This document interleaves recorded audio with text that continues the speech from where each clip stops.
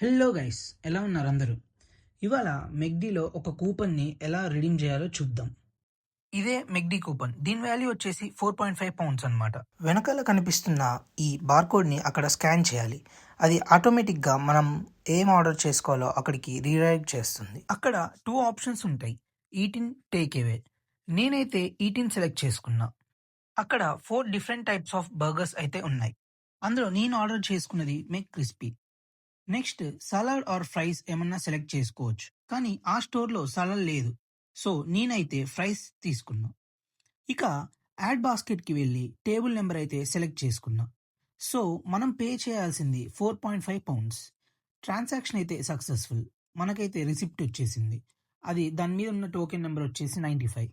ఇక మెక్డీలో the best view ఏదైనా ఉందంటే అది ఇదే. చాలా అంటే చాలా బాగుంటుంది.